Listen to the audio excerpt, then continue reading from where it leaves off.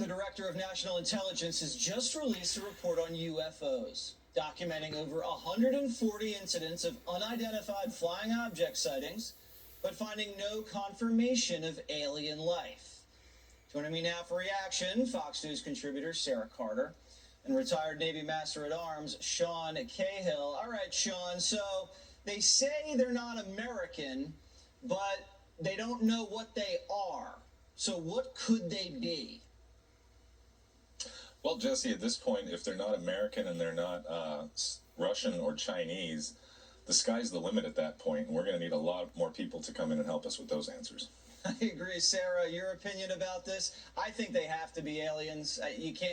Russia is broke. They don't have the technology, and the Chinese, their last aircraft carrier is like a Soviet knockoff from the 80s. It's got to be aliens. Well, when you put it that way, Jesse, yeah, I think you got a point there. Look, this is a preliminary report. It was very narrow in its scope. It looked at incidents that occurred from like 2004 until 2021, mostly documented in 2019 as well as 2020 with the Navy and the Air Force.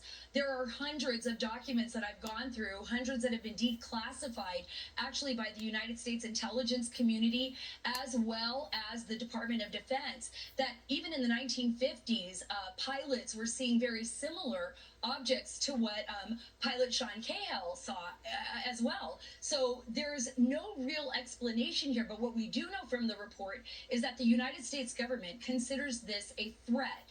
And they consider it a threat because we don't have the same type of capabilities that these vehicles or objects have displayed in the sky. I think it's pretty stunning that the government has actually come out and made this statement saying, look, we don't know what this is. We need to look into it more. And I think that's absolutely necessary when you think of the implications of what this could be. I kind of wish the government said, I don't know, more often. Be a little more refreshing, right, instead of being lied to. Congressman, we have you here, Brian Babbitt. Do you have any insight as a member of Congress about what's going on in here that you could tell us? I wish I did. I'm sorry, Jesse, but I am actually in possession of the report, and certainly, and I've also seen some of the videos over the last several weeks and months. I'm of the opinion that simply as the report says, we don't have enough data. We don't have enough high quality data in order to ascertain and determine what these things are, what they are, and who they are. Because as the report says, there are 5 categories, Jesse, that they could be, and that's airborne clutter, natural atmospheric phenomenon, U.S. government developmental programs, foreign adversaries, or other. And other could be, is it extraterrestrials? I don't know. I sure hope not. I can tell you that. And is it adversarial? I sure as hell hope not there as well. So I think we just need more data. And I think the U.S. government, I'm very thankful to see this, are taking this very, very seriously, because it does pose a threat to our, to aircraft and to our U.S. military, and also a possible threat to our national security. I sure don't hope it poses a threat either. Sean, you famously encountered that object that flashed across your vision. Did you have a gut feeling of what you were seeing at all? I did. When we were there, I believed that what we had saw was something comparable to what we refer to as the Roswell event. I thought that what we had seen was esoteric technology, and that this was going to be a bombshell on the landscape of this subject. The fact that it went into the black until 2017, I don't think will surprise any of us.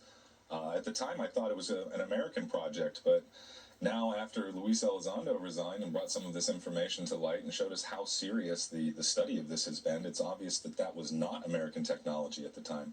And the data from the UAPTF indicates that this is most likely not Russian or Chinese. So, therefore, as I said earlier, the sky is the limit. So, Sarah, these things, the trajectory is something like we've never seen on planet Earth. It's kind of beyond physics as the human race understands it. The way it moves and stops and zigzags around like that in the air. Do you have any ideas about what this could possibly be? Well, think of it this way, Jesse. I mean, the human body can withstand maybe 7 to 9 Gs, is what I've been told. And Sean, correct me if I'm wrong here. Some of these objects have been clocked at 400 to 700 Gs. Wow. 400 to 700 That's Gs. correct. They have been spotted. They have been spotted in Moscow around nuclear facilities. They have been spotted in the United States around our nuclear facilities as well. Other nations have discussed these objects. We know that even the Chinese government, the Communist Chinese Party, has developed a group to study these objects. We also know that the Russians have done that as well. So they are just as concerned about this. So I think that for the first time in human history, I mean, we have this concept that maybe we are not alone. We are not sure what these are. We don't know what they are, but we need to understand them better. We need to study them. And I think we're actually taking this serious for the first time.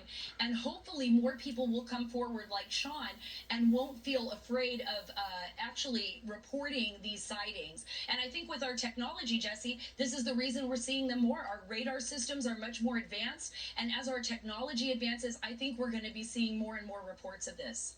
Well, if they come down and say, take me to your leader, who do you take them to? Joe or Kamala? I don't know.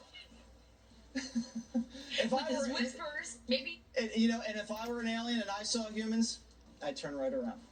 More Hannity after the break.